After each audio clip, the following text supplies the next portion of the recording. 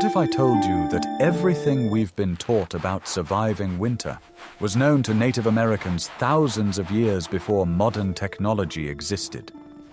They didn't just fight the cold. They lived in harmony with it, using a complex system to maintain physical and spiritual health.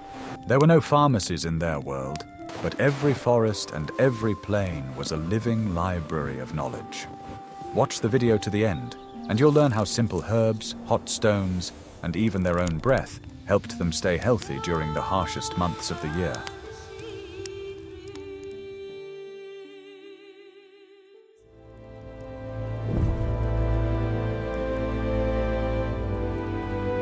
I will reveal the best-kept secret. For Indigenous peoples, survival in winter began not with treatment, but with ingenious prevention. Choosing a location for a winter camp was the first and perhaps most important decision for maintaining well-being. Tribes of the Great Plains, such as the Lakota and Cheyenne, left the open spaces and moved their teepees to sheltered river valleys. These valleys, overgrown with poplars and willows, created a natural barrier against the icy winds blowing from the mountains.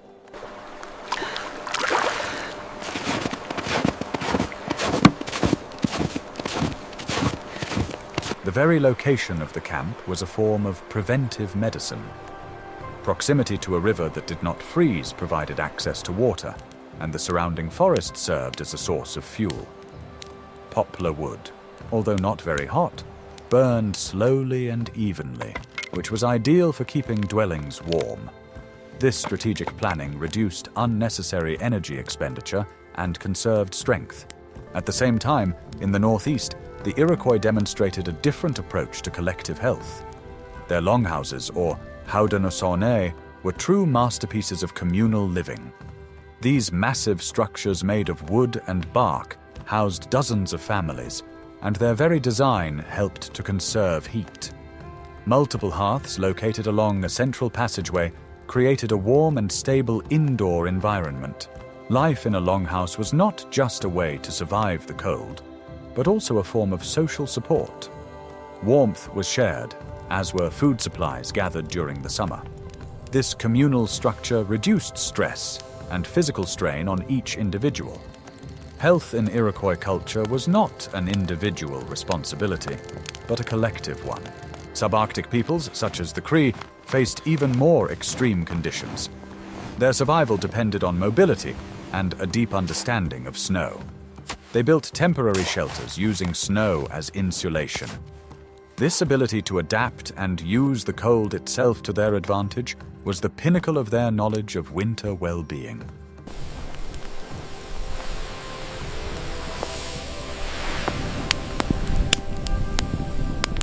Their dwellings were often partially dug into the ground to take advantage of geothermal heat.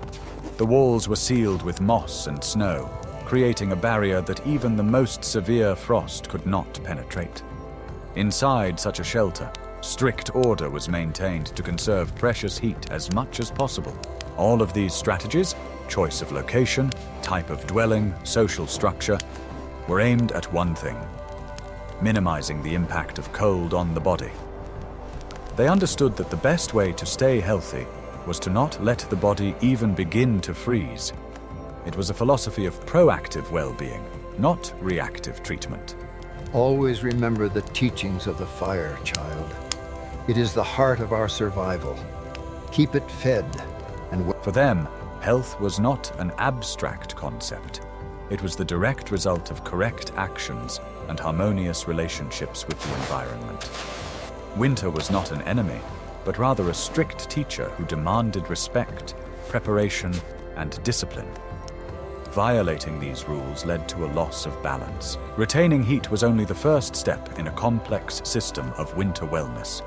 These methods allowed the body to conserve energy, which could then be directed toward maintaining internal balance. The winter camp was the foundation upon which all other practices were built. This holistic approach, combining engineering, social structure, and a deep understanding of nature, was the key to their success. They created an environment in which the body could thrive even in the darkest and coldest months. We are very interested in hearing your point of view.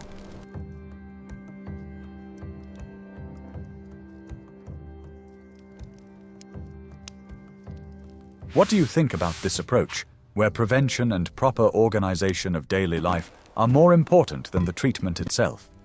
Write about it in the comments, and don't forget to subscribe to the channel.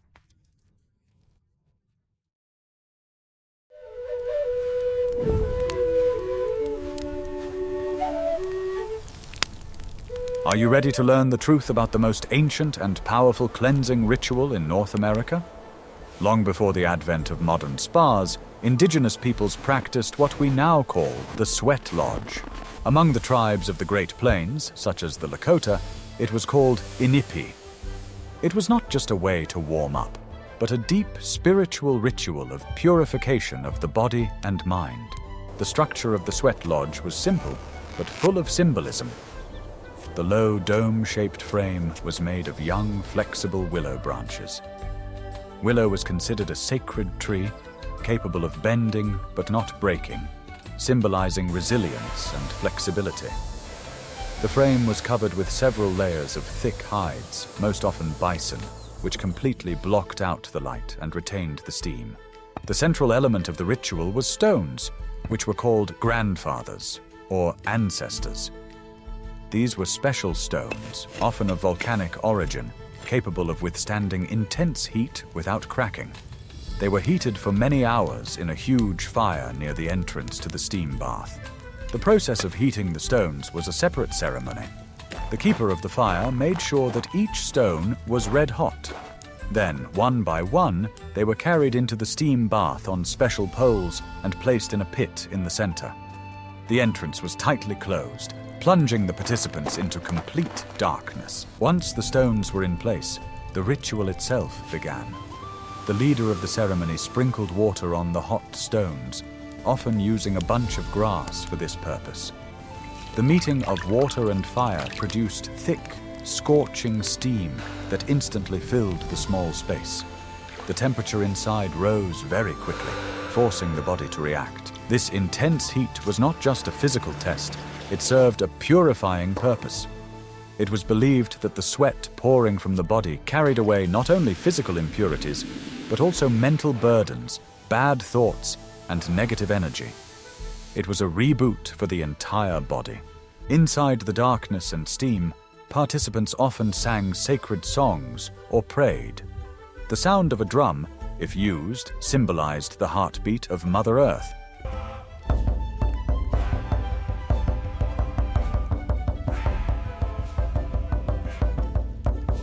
It was a collective experience that strengthened the bonds between community members and connected them to the spiritual world. Hey-ya, hey-ya, ho. Hey-ya, hey-ya, ho. Hey-ya, hey-ya, ho. The ritual usually consisted of several rounds. After a certain amount of time, the entrance was opened to let in fresh air and allow participants to cool down a bit before bringing in a new batch of hot stones. This cycle of heat and coolness was an important part of the process. The sweat lodge was a universal remedy. It was used to prepare for important events such as hunting or ceremonies, or to restore strength after a long journey. It helped to keep the body in shape and maintain clarity of mind and spiritual balance in the harsh winter conditions. Steam cleansed the body, but indigenous peoples knew that for complete well-being, it was necessary to cleanse the breath itself. What if I told you that there were entire practices dedicated to how to breathe properly in the frosty air to warm not only the lungs, but also the spirit?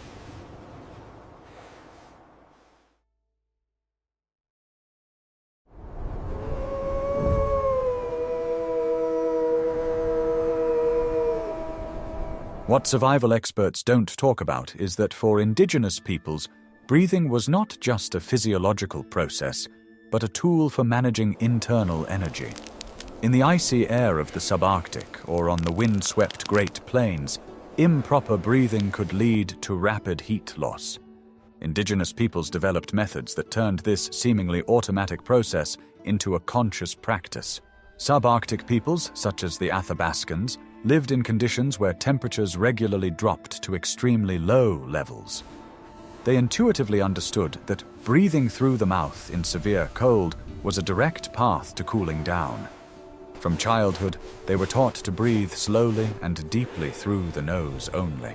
The air passing through the nasal passages had time to warm up and humidify before reaching the lungs. This not only protected the internal organs from ice shock, but also helped to preserve precious body heat. It was a simple but vital adaptation to the environment. But for many tribes, breathing was more than just a warming technique. The Iroquois, for example, had specific breathing rhythms that were used during ceremonies in the longhouse. These practices helped to achieve a state of focus and spiritual connection.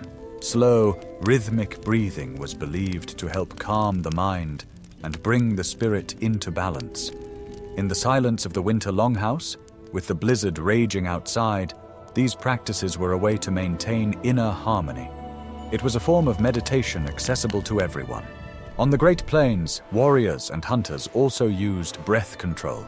Before going out into the cold, they would perform special exercises to activate their internal heat. This required great concentration and understanding of one's own body. Some practices involved the use of smoke from sacred plants. Breathing was not a passive process, it was an active exchange with the world. By inhaling sage or cedar smoke during a ritual, a person was not simply inhaling the aroma, but taking in the cleansing power of the plant. This process helped to cleanse not only the lungs, but also the mind. It was believed that the smoke carried away all negativity, leaving behind a feeling of lightness and clarity. In the long, dark winter, this was a powerful remedy for despondency. Breathing was also associated with sound. The rhythmic singing and recitatives that were part of many winter ceremonies required special control over breathing. These sounds vibrated in the body, creating a feeling of warmth and energy from within. We breathe the ancient song. Thus, breathing was a multidimensional tool. It warmed the body, calmed the mind, and connected the person to the spiritual world. It was an invisible but constant practice of maintaining well-being. If you found these little-known facts about breathing practices interesting, please like this video.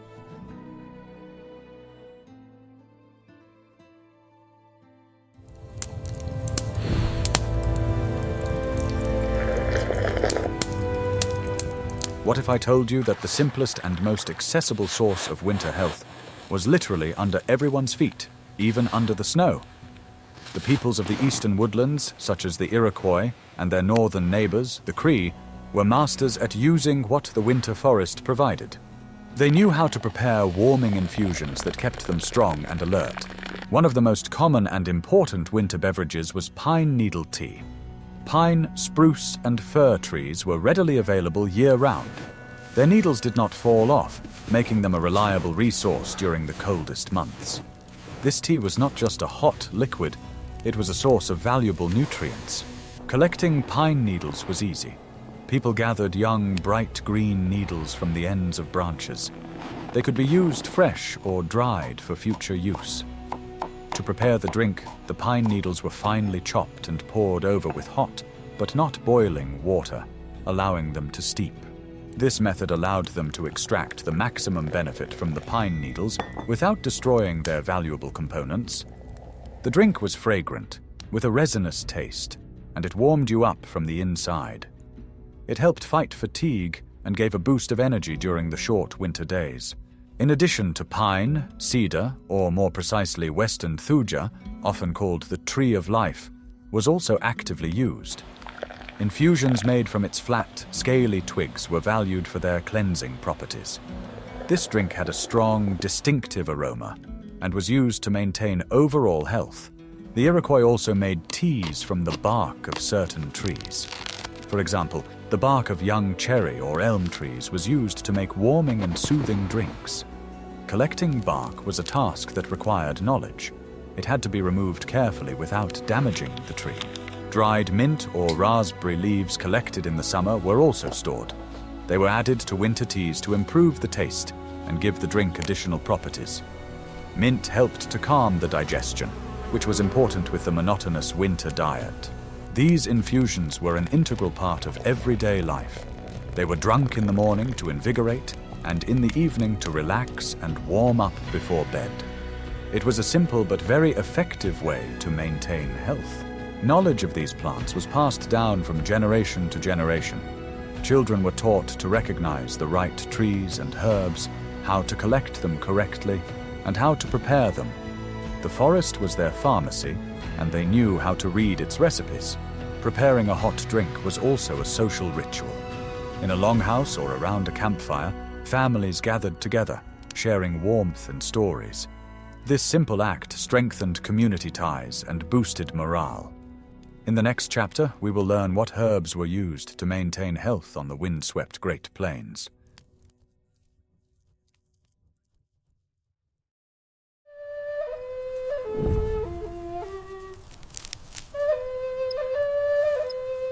On the Great Plains, where trees were scarce and winters were harsh, tribes such as the Lakota and Cheyenne relied on the herbs that grew in the prairies. These plants were central to their spiritual and healing practices. Two of them were especially important: sage and sweetgrass, or buffalo grass. Sage, especially white sage, was considered a powerful cleanser. It was not used internally, but in the form of smoke. The process, known as smudging, was a daily ritual for many. Dried sage leaves were tied into tight bundles or used loose. They were set on fire and then extinguished, leaving the herb to smolder and emit a thick, fragrant smoke. This smoke was used to wash the body, home, and objects. It was believed that sage smoke cleansed the space and the person of negative energy, bad thoughts, and spiritual stagnation. In winter, when people spent a lot of time in the confined space of the teepee, this ritual was especially important. It helped maintain a healthy atmosphere and prevent conflicts. Sweetgrass, or zubrovka, had a different purpose. Its long, fragrant leaves gave off a sweet vanilla scent when dried.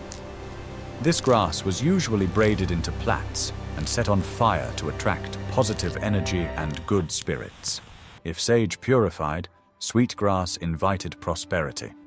Its smoke created a feeling of peace, harmony, and holiness. Often these two plants were used together. First, sage was used to purify the space, and then sweetgrass was used to fill it with positive energy. Another important plant of the plains was echinacea, or narrow-leaved purple flower. Although we know it today mainly from pharmacy tinctures, indigenous peoples used its root. In winter, the dried root was chewed or made into infusions.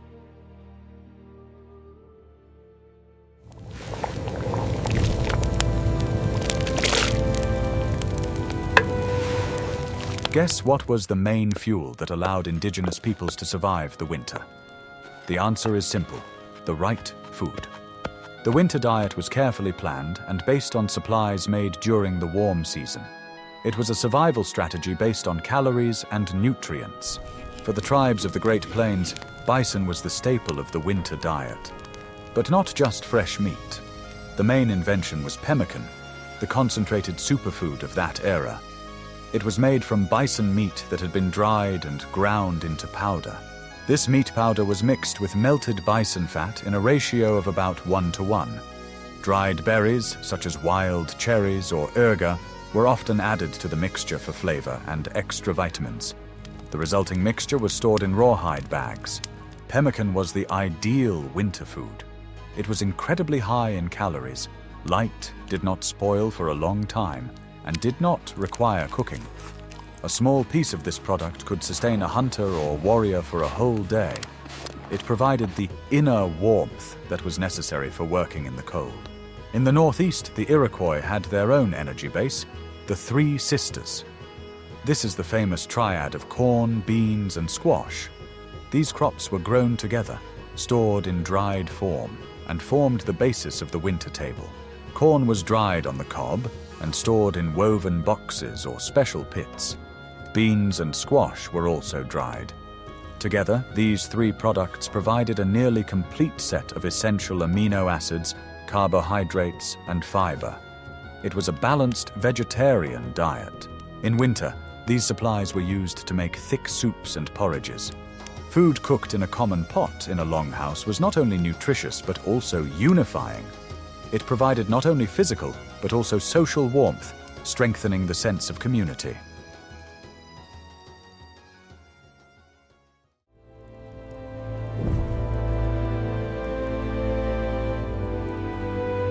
Protecting the body from the cold was not limited to clothing and shelter. Indigenous peoples understood the importance of caring for the skin, which was the first to bear the brunt of the elements. One of the most effective methods was protection with fats and ointments. Bear fat was widely used in forest regions and in the north. The bear was a revered animal, and its fat was considered to have special powers. In the fall, when bears gained weight before hibernation, their fat was especially thick and valuable. This fat was melted down and stored in special containers. Before going out in severe frost, hunters and travelers applied a thin layer of fat to exposed areas of the body, the face and hands. The fat created a water-repellent barrier that protected the skin from frostbite and the drying wind. On the Great Plains, bison fat was used for the same purpose. It was readily available and had similar protective properties. This method was much more effective than any modern moisturizer because it did not contain water that could freeze. But fats were not only used for protection. They served as the basis for the preparation of various warming ointments. Healers and herbalists knew which plants could enhance the warming effect. For example, crushed willow bark or poplar buds could be added to the fat. These plants contain substances that, when applied externally, help relieve muscle tension and warm the joints. Such an ointment was indispensable for the elderly or for hunters after a long day on their feet. The process of making the ointment was slow. The plant components were simmered in fat over very low heat for several hours. During this time, the fat absorbed the active substances from the plants. The ointment was then strained and allowed to cool. The peoples of the subarctic used the resin of coniferous trees such as spruce or pine. The resin was mixed with fat to produce a powerful antiseptic and warming agent. It was applied to minor cuts or abrasions to protect them from the cold and dirt.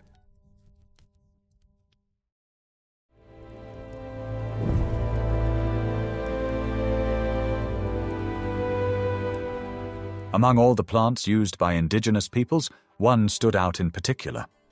In the northeast, it was called the Tree of Life. We are talking about the western hemlock, which we often call cedar. For the Iroquois and other forest tribes, this tree was a real gift, especially in winter. Cedar was a source of well-being in many different ways. It was used for construction, for rituals, and of course, for maintaining health. In winter, its evergreen branches were a symbol of resilience and life, unaffected by the cold. One of the main uses of cedar was in infusions. Tea made from its flat, scaly twigs was the main winter drink. It had a strong, resinous aroma and was valued for its tonic and cleansing properties. Making tea was simple. A small amount of fresh or dried twigs were poured over with hot water. It was believed that this drink helped cleanse the body from within and maintain a cheerful spirit. Its aroma filled the longhouse, creating a feeling of purity. Cedar also played an important role in the steam bath. Its branches could be placed on the floor for participants to sit on. When water was poured on the stones, cedar twigs could also be thrown on them. The steam, saturated with essential oils, filled the lungs and promoted deep cleansing. The smoke from smoldering cedar branches was used to fumigate dwellings. Just like sage on the plains, cedar smoke purified the space. But its aroma was considered milder, more inviting and protective. Oil extracted from cedar was mixed with fat to create protective ointments. These ointments were applied to the chest to ease breathing in the dry winter air or used to rub tired muscles. But the benefits of cedar were not purely physical. It had enormous spiritual significance. The tree was considered a powerful protector. People carried small pieces of cedar in pouches as amulets. Cedar was believed to help maintain clarity of mind and a strong spirit during the long, dark months. Its evergreen foliage was a reminder that life continues even under a blanket of snow.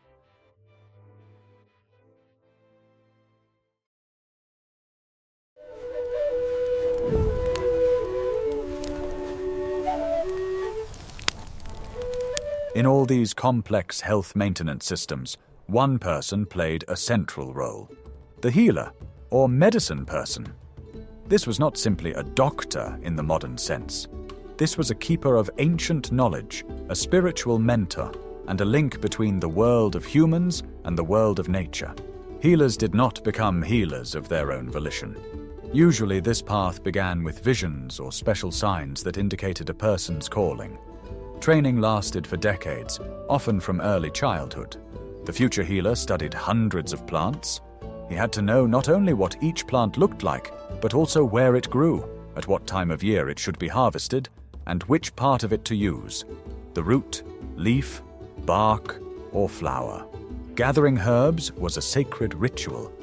The healer never took the first plant he came across.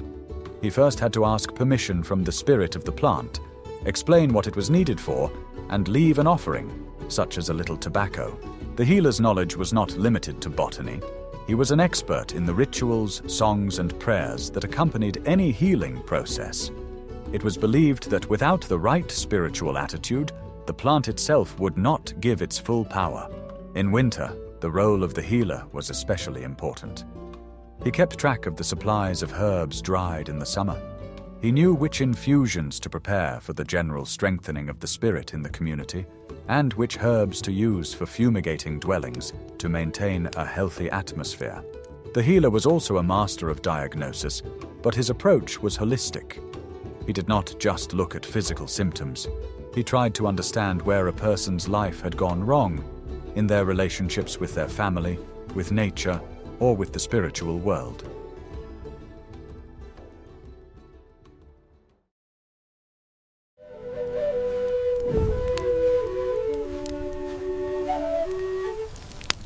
As we can see, Native American methods of maintaining health in winter were not just a set of disparate techniques. It was a deeply integrated, holistic system in which physical, mental, and spiritual well-being were inextricably linked. No one aspect could exist without the others. At the heart of this system was a deep respect for nature and an understanding of its cycles. Winter was not seen as a disaster or an enemy. It was a natural time for rest, reflection, and the accumulation of inner energy. Instead of fighting winter, they learned to live in its rhythm. The steam bath, for example, was not just a hygienic procedure. It cleansed the body of toxins, the mind of negative thoughts, and the spirit of burdens. It was a ritual that restored balance on all levels of being. The use of herbs was also multifaceted. Pine needle infusion provided the body with vitamins, and its aroma connected a person with the spirit of the forest. Sage smoke purified the air in the teepee, simultaneously cleansing a person's aura.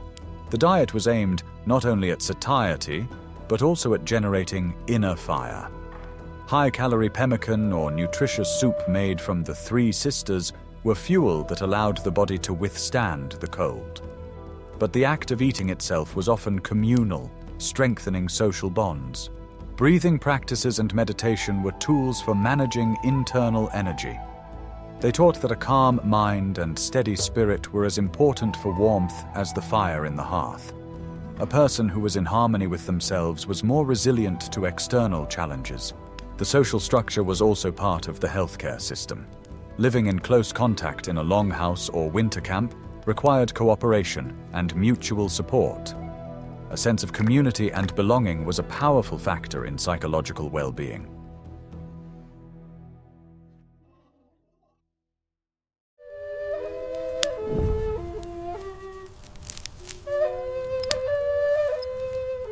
We have touched on only a small part of the ancient knowledge that the indigenous peoples of America used to maintain their health during the harsh winters. These methods, based on a deep connection with nature and a holistic understanding of the human being, prove that complex technologies are not always necessary for well-being. Sometimes hot stones, a bundle of herbs, and the wisdom of ancestors are enough. These practices show that health is a daily endeavor that requires attention to one's body, mind, and spirit. It was an art of living in harmony that indigenous peoples honed over thousands of years. What other aspects of the lives of the indigenous peoples of North America would you like us to cover in future episodes? Perhaps you are interested in their hunting methods, social structure, or cosmological myths? Suggest topics for future videos in the comments, and don't forget to subscribe to our channel.